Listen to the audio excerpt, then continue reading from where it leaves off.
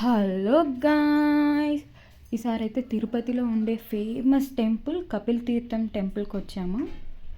కపిల్ తీర్థంలో ఉండే దేవుడు వచ్చి కపిలేశ్వర స్వామి. కపిలీశ్వరుడు అంటే ఈశ్వరుడు. ఈశ్వరుడికి చాలా నేమ్స్ ఉంటాయి.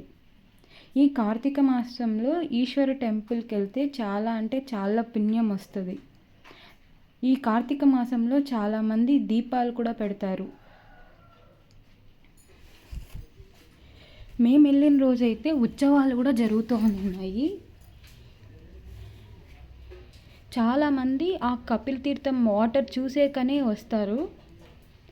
ఈ వాటర్ అనేది ఎలా వస్తుందంటే పైన కొండలో నుండి భూమిలోకి వాటర్ అనేది ప్రవహిస్తూ ఉంటుంది. ఈ వర్షాకాలం కాబట్టి ఈ వర్షాకాలంలో చాలా అంటే చాలా వాటర్ అనేది పైన కొండల్లో నుండి కింద భూమిలోకి పడుతుంది. ఈ వాటర్ చూసేకనే చాలా అంటే చాలామంది వస్తారు. ఈశ్వరుడికి చాలా నేమ్స్ ఉంటాయి.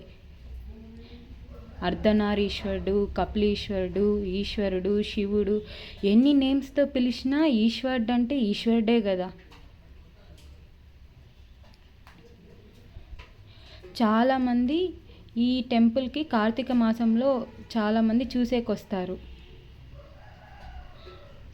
వీడియోలో పెట్టాను వాటర్ ఫాల్స్ అనేది ఎలా వచ్చిందో. మీరు చూసి కామెంట్ సెక్షన్లో కామెంట్ చేయండి ఎలా ఉందో. Please like, share and subscribe to Harshi blogs.